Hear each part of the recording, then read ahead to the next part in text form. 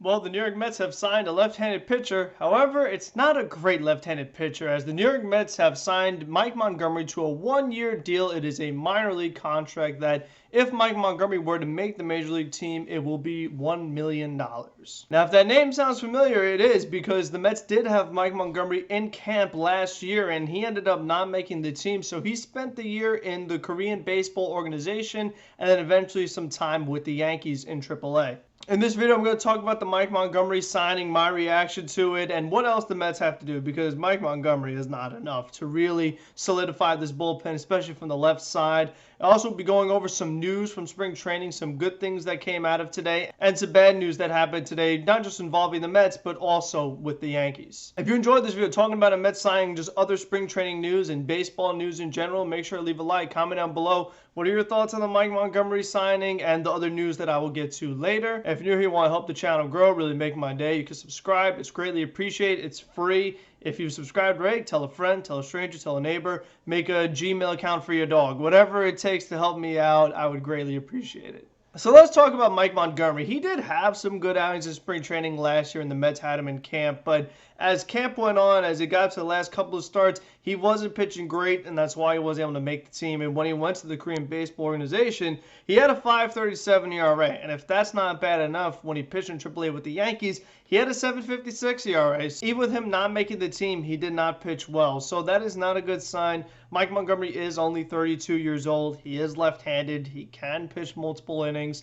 I hope we don't see him on the Major League roster, but he's better than just a no-name from out of nowhere. Again, I don't see him making the team again this year, just like the way he didn't make it last year. I don't know if he's going to opt out of his contract and go to the KBO again. At least the Mets are trying to get somebody depth-wise. They definitely still need more, whether that is starting pitching. And obviously, we know when it comes to the bullpen, the Mets definitely need a better left-handed pitcher, whether that is Andrew Chafin, who is the #1 free agent on the market.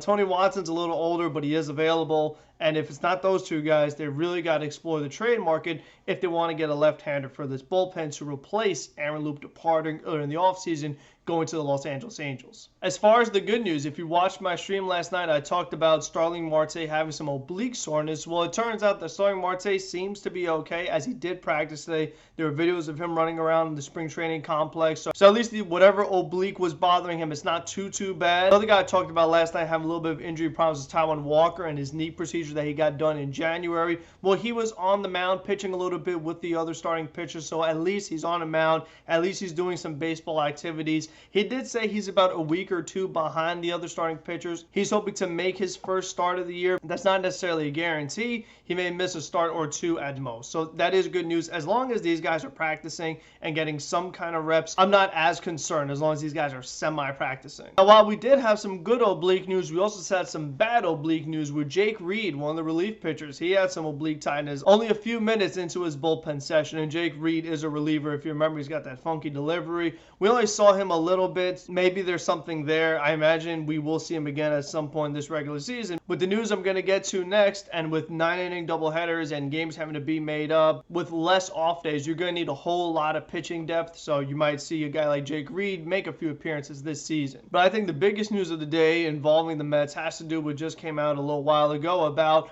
any home player who is unvaccinated will not be able to play home games for both the New York Mets and the New York Yankees. This definitely is a big deal because the Mets do have a few players who are unvaccinated. The exact names, they have not announced it. But if this rule stays and you see the same group of guys consistently not playing home games, you'll be able to figure out who it is. I was kind of surprised to see this, seeing how much attention this has gotten in the NBA with Kyrie Irving, and a lot of people really have complained about it. I didn't think it would be coming to baseball, but it is.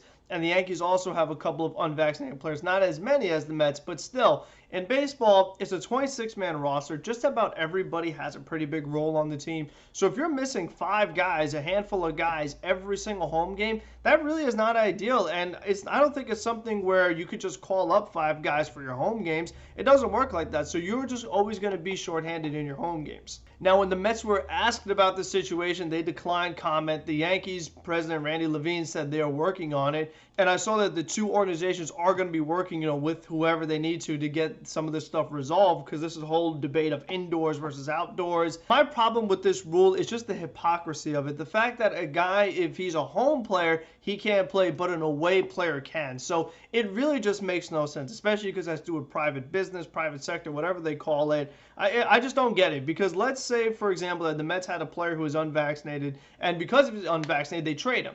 And then they play against that same player at Citi Field. He's an away player. All of a sudden, he could play. It just shows you how bad the rule is, because it's not consistent. It needs to be all unvaccinated players or no unvaccinated players. You just let them play. Have them do testing or whatever other protocols that they'd been doing in the past. Just do that, because you had already done 2 seasons pretty much in Citi Field, in Yankee Stadium, there was no vaccine and players were able to play. There were no complaints. There was nothing wrong with it. Now all of a sudden the guys can't play. And I'm curious to see if this new rule maybe affects the Mets offseason plans a little bit, because if there are some starters or guys that have pretty prominent roles on this team that are unvaccinated, and the Mets are not going to have them for pretty much half the season, they're going to be in and out of the lineups, in and out of the rotation or bullpen, not be able to get any rhythm, because it's hard to just play 3 days and then don't play 3 days, or don't play for 10 days if the Mets have a big homestand. So I just think it would be really hard for those players to have a good season if they really cannot get any rhythm. They still have a few weeks until opening day to get this resolved. With all of the problems the Brooklyn Nets have had trying to get rid of this rule so that Kyrie Irving can play home games, I just don't see baseball being able to pull it off. I'm not really a political person, so I don't know all the exact rules in previous legislation and new legislation and all the fine print that's involved in it, but I just know that it impacts the Mets and the Yankees, and it really is just annoying, honestly. Again, just the fact that it comes out of nowhere is really frustrating, that now all of a sudden March 15th, they say this. They couldn't have said this in the offseason where the Mets would have said, okay, is this player vaccinated? If you had 2 players that are pretty close performance-wise, one's vaccinated, one's unvaccinated, you're like, okay, I get one guy the full season, I get one guy half the season, you probably would take the guy that you could get for the full year. I mean, that would just make sense business-wise. So I think it really put the Mets and the Yankees in a really tough spot with the way it was just thrown on them all of a sudden. The other bit of news is Buck Showalter talked a little bit about defensive positioning. He said that Jeff McNeil will be the primary second baseman. However, Robinson Cano will play some games at second base, which really concerns me. I want Robinson Cano nowhere near this team. I want him at home on the couch getting paid to do nothing and get a real DH in here, a.k.a. Kyle Schwarber. J.D. Davis will be practicing at third base and a little bit in left field, and Dominic Smith will be practicing at first base and also a little bit of left field. And J.D. Davis will also get some reps at first. So the Mets have to act like those 3 guys are going to be part of the team, because as of right now, they are. They still could definitely be traded. I think that maybe trading away a Dominic Smith or a J.D. Davis for a left-hand relief pitcher should be on the table, because